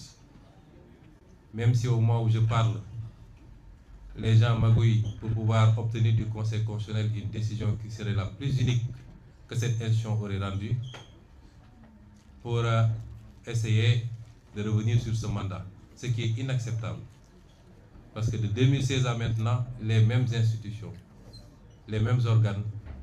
les mêmes leviers ont été utilisés pour comploter contre ma personne, pratiquement depuis que je suis en politique. Les mêmes leviers ont été utilisés pour me radier de la fonction publique, pour me fomenter des dossiers judiciaires, pour me persécuter, m'emprisonner, m'empêcher d'être candidat. Et de toute évidence, et vu la configuration, c'est les mêmes pratiques qu'il compte continuer. Donc, à plusieurs reprises, j'étais allé le voir pour lui proposer cette solution, qui consistait, de manière concertée, à ce que je puisse me décaler moi vers l'Assemblée nationale, qu'ensemble nous discutions pour choisir un Premier ministre issu du parti, parce que c'est le parti qui est majoritaire, que nous discutions à la formation d'un gouvernement et que nous puissions ensemble continuer à cheminer. Ce qui n'aurait pas empêché moi, à partir de l'Assemblée nationale, à continuer de l'aider dans ses tâches. Je lui ai proposé ça à 3 reprises, notamment au sortir des élections législatives où j'avais conduit la liste de PASTEF qui était arrivée majoritaire avec plus de 80% des députés élus. Mais à chaque fois, il avait rejeté la solution en me disant que ta place est à côté de moi, dans l'exécutif, parce qu'il y a beaucoup à faire. On aurait pu le faire de cette manière, amiable, mais il a choisi une autre voie. Il me l'a notifié, j'ai pris acte. Mais je lui ai suggéré, la seule chose que je lui ai demandé, je dis, Monsieur le Président de la République, ce pays ne peut pas se passer d'un gouvernement sérieux. J'ai été Premier ministre pendant 2 ans, je sais ce qu'il en est. La suggestion que je vous fais, c'est de ne pas annoncer la mesure tout de suite. Qu'on se donne 24 heures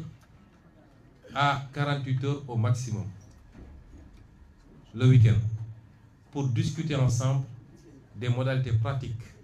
de matérialisation de cette décision. Autrement, vous serez obligé,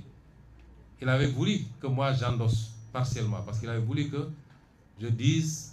que nous avons, c'est d'un commun accord que nous avons décidé de nous séparer. J'ai dit non, si on discute et qu'on trouve des convergences, des accords, je peux le faire.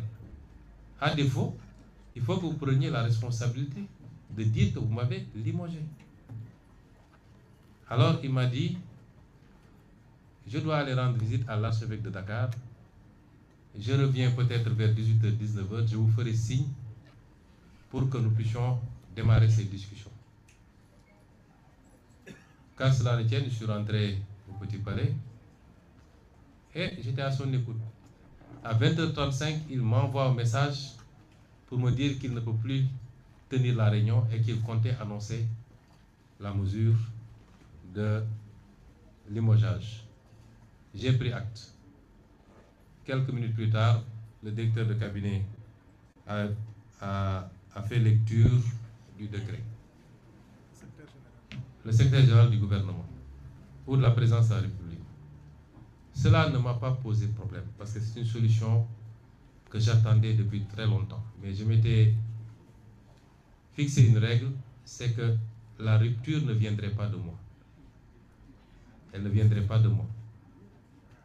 Et donc, je suis rentré le même jour à mon domicile et nous sommes restés chacun de son coin pendant au moins 3 jours, si je m'abuse. Jusqu'au lundi. Et ce lundi, j'avais convoqué une réunion à 20h30, une réunion qui devait regrouper tous les ministres sortants de PASTEF pour qu'ensemble nous évaluions la situation et que nous arrêtions une position. Et vers 16h, beaucoup de ces ministres ont reçu des convocations de la présidence pour des consultations en vue de la formation de nouveau gouvernement. Le mardi, beaucoup d'entre eux ont reçu. Ils m'en ont fait part et je leur ai demandé de ne pas s'y rendre. Parce que ça ne se passe pas comme ça. Il est clair que désormais, le président est dans son camp et nous sommes dans notre camp. Donc, s'il veut parler avec PASTEF, il faut qu'il passe par les canaux autorisés. PASTEF est un parti organisé, structuré, avec un bureau politique, un président, un secrétaire général, un COMEX, un conseil national, des structures de base. S'il veut parler avec PASTEF, il n'a qu'à passer par le chemin indiqué. Et nous discuterions en ce moment. Il a refusé de le faire. Et les ministres également, les ministres sortants,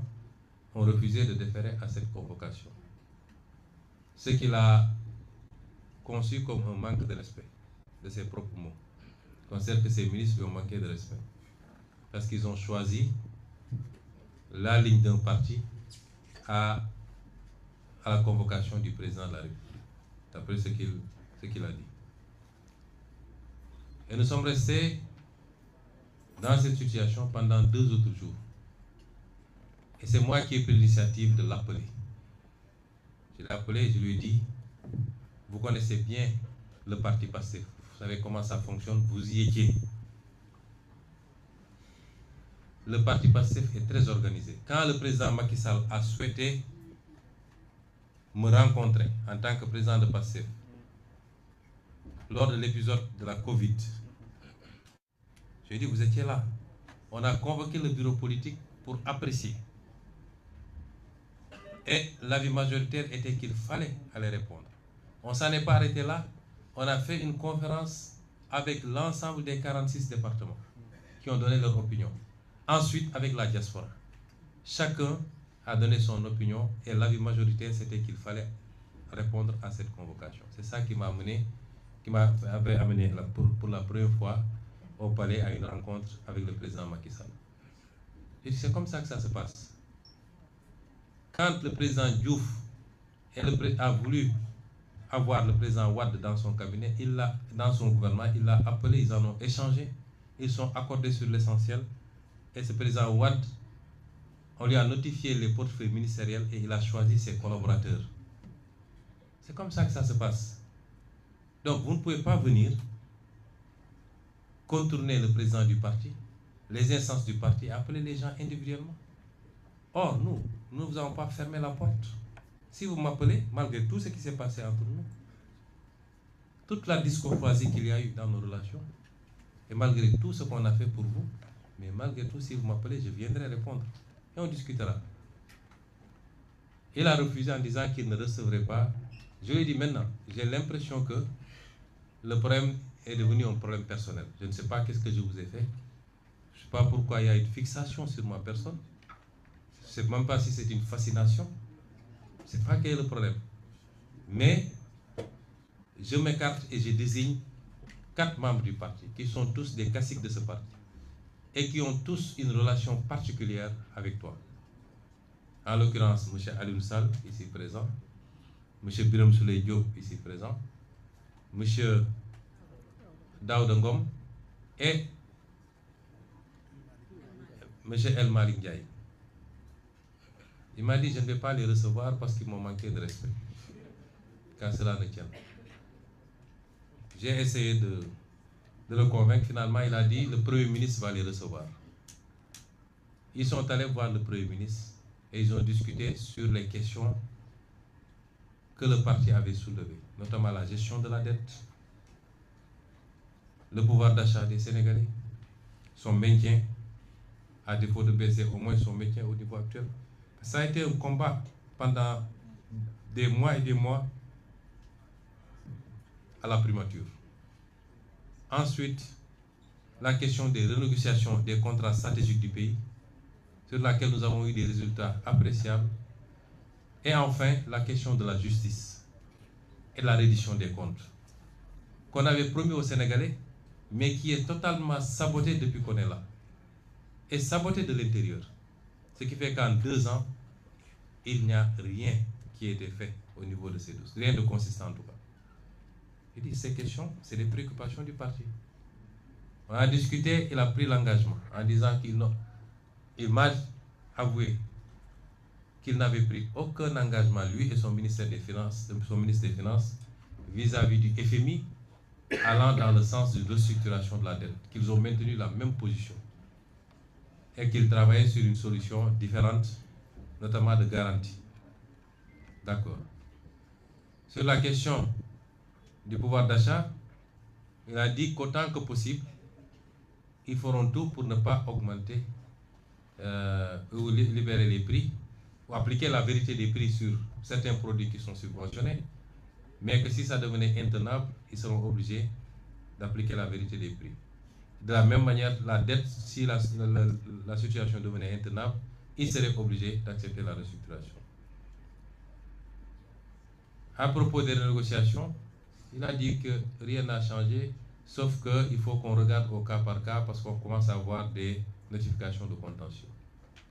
Et enfin, à propos de la justice, il considère qu'on a la meilleure justice du monde. Je ne parle pas de la justice de manière générale d'ailleurs, parce que je sais qu'il y a d'excellents avocats, d'excellents magistrats qui font bien leur travail, et Madame le ministre de la Justice le sait. On parle spécifiquement de dossiers que vous connaissez. Et lui, il considère que ça se passe très bien, ce qui n'est pas mon cas, et ce qui n'est pas le cas de la majorité des Sénégalais qui considèrent qu'il y a un problème de justice dans ce pays. Et le casting qui a été fait au niveau du ministère de la Justice ne nous rassure pas, parce que voilà un acteur qui était au cœur des dossiers traités par certaines juridictions. Moi-même, j'ai eu à être contacté plusieurs fois par rapport à certains dossiers. Mais nous allons apprécier. Nous avons nos doutes, mais nous allons apprécier. Et nous ferons le nécessaire à partir de l'Assemblée nationale, rassurez-vous. Donc, toutes ces réponses sont en demi-teinte. Et sur la dernière question, elle n'est pas convaincante. Ça veut dire que je n'ai pas été convaincu. Ensuite, nous avons discuté du gouvernement. Je lui ai dit, PASTEF est le parti majoritaire. qui détient 130 députés sur 165 à l'Assemblée nationale. C'est le parti majoritaire. En démocratie, si les choses se passaient normalement, si vous avez un problème avec le Premier ministre, si c'est le Premier ministre lui-même qui vous pose problème, vous demandez au parti majoritaire de désigner un autre Premier ministre et de former un gouvernement. Et je vous l'avais proposé depuis très longtemps. Vous ne l'avez pas fait et vous êtes allé prendre un Premier ministre qui n'a rien à voir avec notre combat. J'en profite pour lui demander de rester technocrate, de sortir du jeu politique, puisqu'il a été choisi pour être un technocrate, d'après ce qu'on nous dit. Il n'a qu'à s'en limiter à ça, parce que je sais beaucoup de choses sur ce qui se passe et ce qu'il fait. Par courtoisie, j'ai été très courtois avec lui jusqu'à présent. Il ne faut pas qu'il nous provoque. Monsieur le Premier ministre Al-Amin Lo, restez à votre place. Le champ politique n'est pas le vôtre. J'ai dit, vous n'avez pas choisi. Vous n'avez pas donné la possibilité de choisir. Vous choisissez sans nous informer. Et malgré tout, on ne boude pas. Pour la formation du gouvernement et la courtoisie de nous appeler, on discute. Moi, je suis décalé, je n'ai pas de problème, mais je suis le président du parti. Et si tu ne veux pas parler avec moi, mais accepte de parler à mes émissaires. Il n'en a pas voulu. Donc, depuis temps-là, il a accepté que les émissaires rencontrent le Premier ministre. Ce qui a été fait, celui-là a enregistré et a promis de rendre compte au président qui ne reviendra. Le lendemain, il a appelé pour dire que le président allait me contacter pour qu'on discute. Il ne l'a pas fait. 2 jours, 3 jours, 4 jours, jusqu'à hier, avant-hier nuit,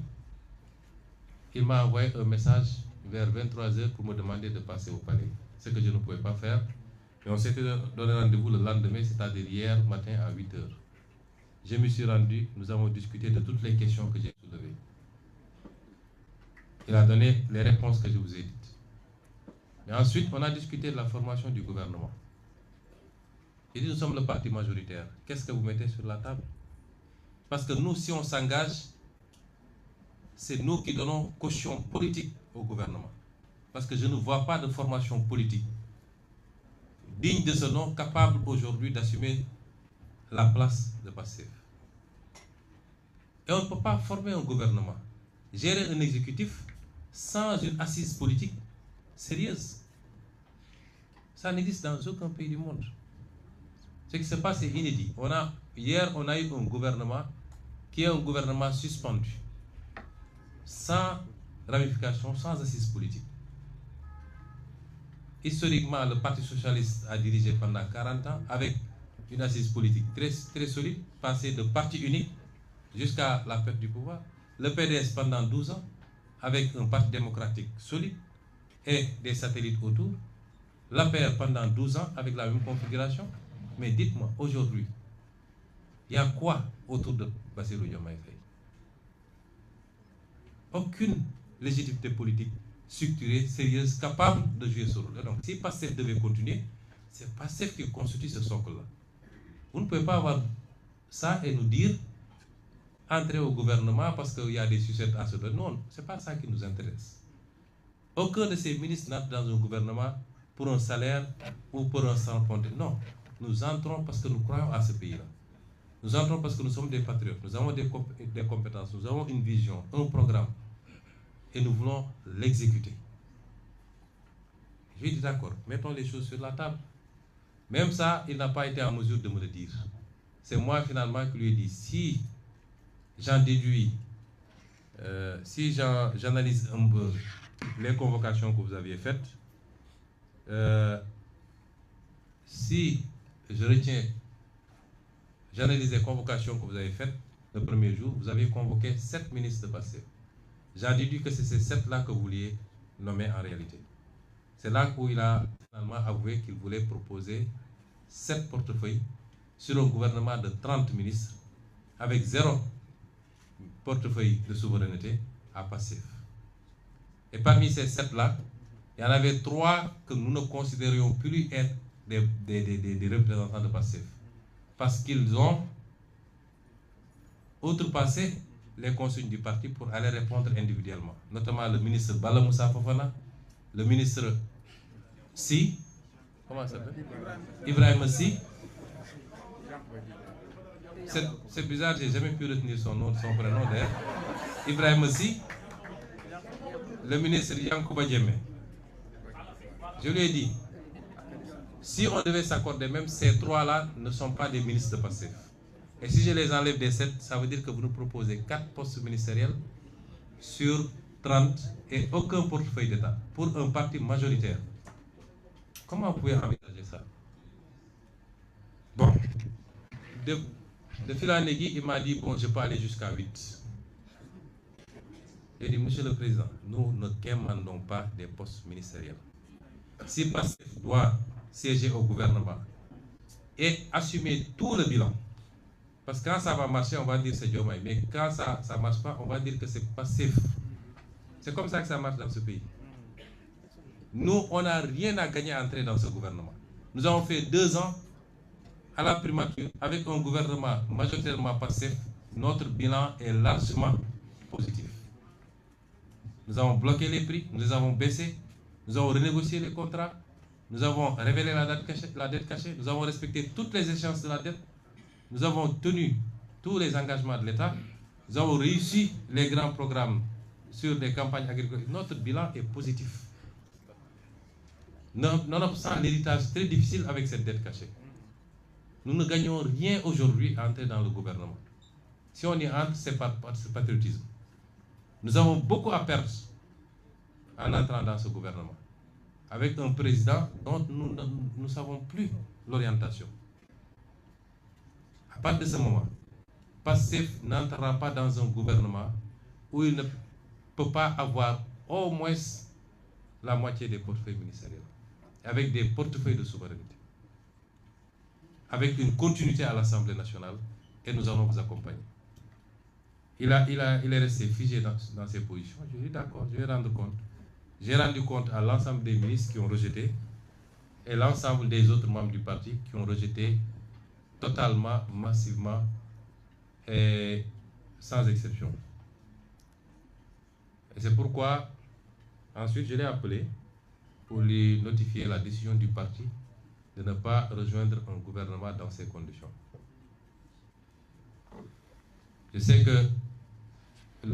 l'accouchement a été très difficile. La formation du gouvernement a été très délicate. Jusqu'à la dernière minute, on appelait à gauche, à droite, sans avoir eu le temps de contrôler même les profils, pour proposer des portefeuilles ministériels à gauche, à droite. Un pays, c'est sérieux. Un gouvernement, c'est sérieux. J'ai l'impression que le président Bassirou Diomaye Faye ne sait pas ce que c'est un gouvernement. On ne forme pas un gouvernement dans ces conditions. Hier, jusqu'à 19 h, des militants de Pastef, ici et de la diaspora, m'ont contacté pour me dire, le président vient de m'appeler, il me dit qu'il va me mettre dans son gouvernement. On ne forme pas un gouvernement à la légère. Et c'est pourquoi nous avons un gouvernement qui sera difficile. Et c'est parce qu'ils savent que le gouvernement n'a pas d'assises politiques, c'est pourquoi ils disent qu'ils ont fait un gouvernement de technocrates. Tous les politiques sont des technocrates. Moi, je suis inspecteur des impôts, Birame Souleye est inspecteur des impôts, Yassine était fonctionnaire aux Nations Unies, ainsi de suite. Aliou Saleh est ingénieur informatique, lui, il est juriste. Tous les gens qui sont là, Daouda Ngom est professeur à l'université, nous sommes tous des technocrates. Ceux qui sont là-bas n'ont rien de plus que nous avons choisi de faire la politique un pas. C'est ça la réalité. C'est du saupoudrage. Alors, quelle est la suite? Nous sommes obligés de cohabiter. J'ai alerté le président il y a quelques mois. J'ai été le premier à parler de cohabitation douce. Ça aurait pu être dans la configuration qui était en vigueur à ce moment. Et il n'en a pas eu, il n'en a eu cure. Nous sommes, qu'il le veuille ou pas, dans une situation de cohabitation.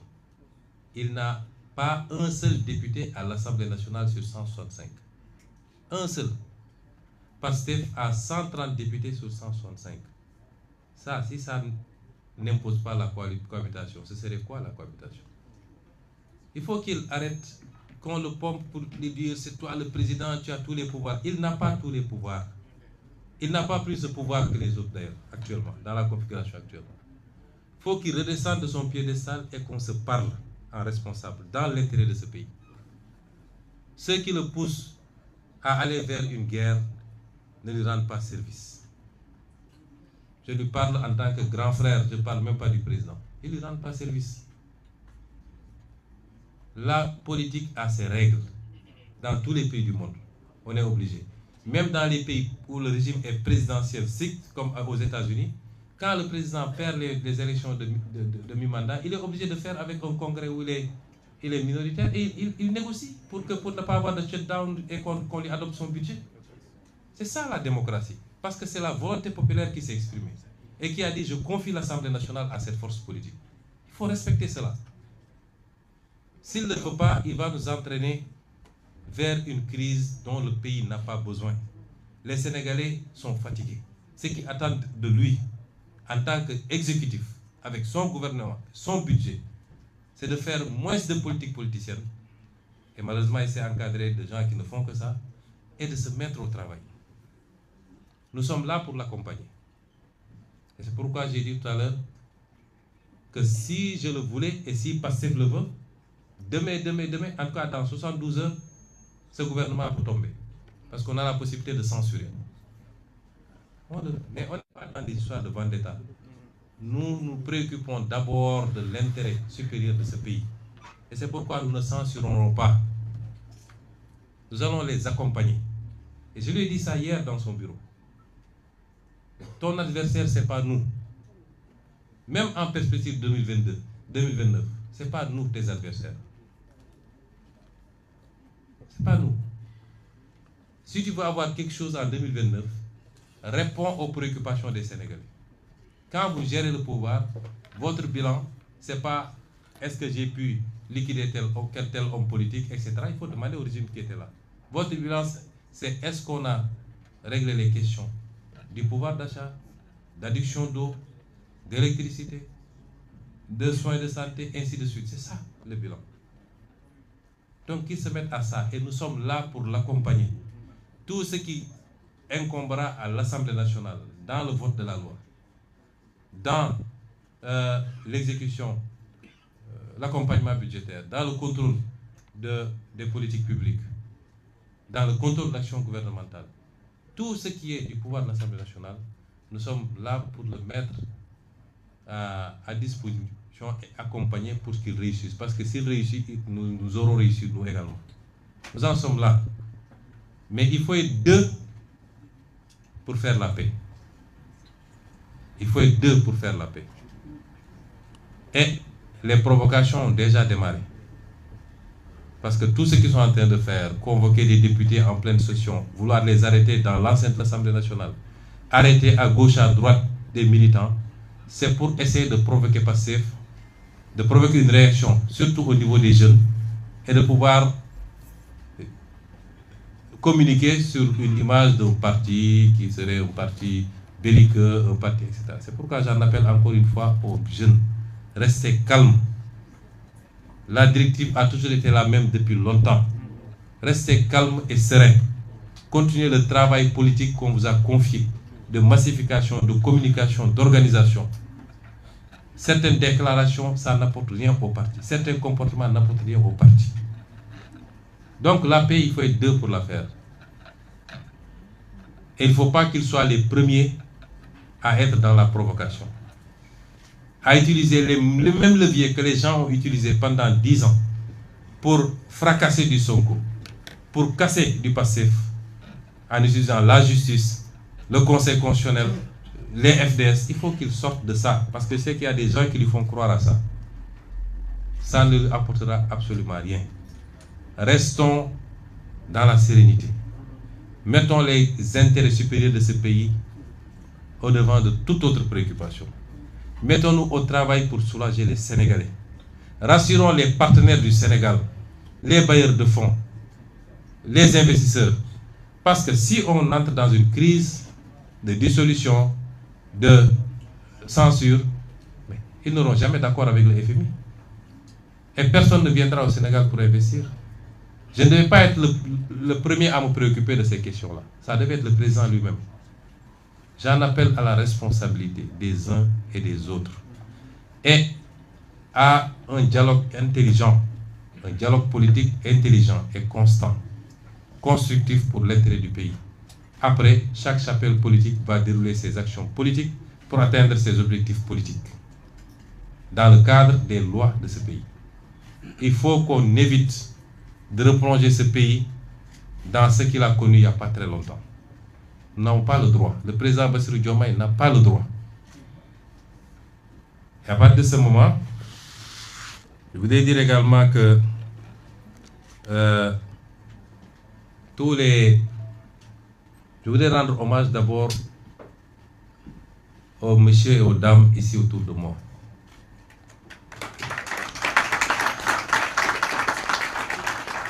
Partout au Sénégal, partout en Afrique, votre attitude a été saluée parce que c'est pas courant en Afrique d'avoir ces postes. Je disais ce matin que PASTEF est en train de hisser le jeu politique au Sénégal à un niveau qu'on n'avait jamais imaginé. Souvent on voyait dans ce qu'on appelle les grandes démocraties, ces configurations, etc. Tout le débat, est-ce qu'on peut le faire, le réussir tous ensemble, avec nos positions, avec le pouvoir, sans abîmer nos institutions et sans rouvrir la porte au vieux démon. C'est ça le débat. Mais ce qui se passe actuellement, c'est un niveau de démocratie qu'on a rarement vu, même ailleurs dans ce qu'on appelle les grandes démocraties. Et on le doit à PASTEF. Tout ça, on le doit à PASTEF. Et donc, ces hommes et ces femmes ont rendu aux Sénégalais leur dignité, leur fierté, de pouvoir dire qu'il y a toujours des Sénégalais qui sont comme ça. Des Sénégalais que rien ne peut compromettre. Les Sénégalais qui savent qui ils sont, qui ont des convictions fortes, qui ont un honneur et une dignité. Ils en font partie. Le président de l'Assemblée nationale a posé le premier acte l'autre semaine. Aujourd'hui, sur 20 ministres de PASTEF, plus de premiers ministres, ce qui fait 21, il n'y en a que 5 qui ont cédé aux sirènes du pouvoir. 5. C'est un exploit qu'il faut saluer à sa juste valeur. Je ne vais pas revenir sur les DG, je crois que le message est passé à Wolof. Et je voudrais terminer par réitérer mon appel aux militants, aux militantes et aux sympathisants et sympathisantes. Restez calmes. Restez calmes. Aussi bien sur le plan verbal que sur le plan comportemental. Le projet PASTEF est le projet majoritaire dans ce pays.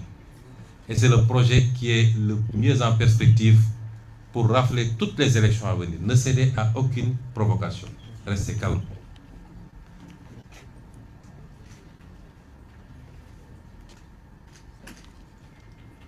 Je voudrais demander aussi aux directeurs généraux et autres, j'ai dit que ce n'est pas la peine de revenir, mais de revoir un peu le message que j'ai délivré en langue wolof. Et enfin, je voudrais rappeler la nécessité d'une mobilisation exceptionnelle pour le congrès, le premier congrès du parti qui est prévu pour le 6 juin. Je n'avais pas besoin de le faire d'ailleurs, parce que quand c'est passif, c'est forcément grand. Mais c'est un congrès qui arrive dans un contexte particulier. Donc la mobilisation c'est le 7, les travaux c'est le 6. Et je voudrais enfin souhaiter une très bonne chance à nos Lions U17 pour la finale de ce jour.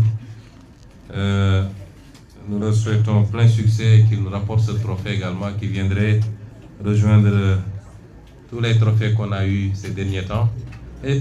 j'en profite d'ailleurs, j'ai félicité tous les ministres parce que tous les ministres de PASTEF ont été très bons. Mais puisque je parle de sport, Madame Khadija Gueye a été sublime et en très peu de temps nous a permis de faire des résultats, de gagner une Coupe d'Afrique, d'aller à la Coupe du Monde, de gagner pour les U20 je crois, d'être en finale pour les U17, d'avoir fait les réformes dans un milieu très difficile qu'est le monde de la lutte. J'aurais pu le dire pour chacun de ces ministres, c'est vous dire que les ministres de PASTEF sont de très bons ministres et ils vont avoir, Inch'Allah, d'ici quelques temps, la possibilité de continuer ce qu'ils avaient démarré. Je vous remercie de votre attention.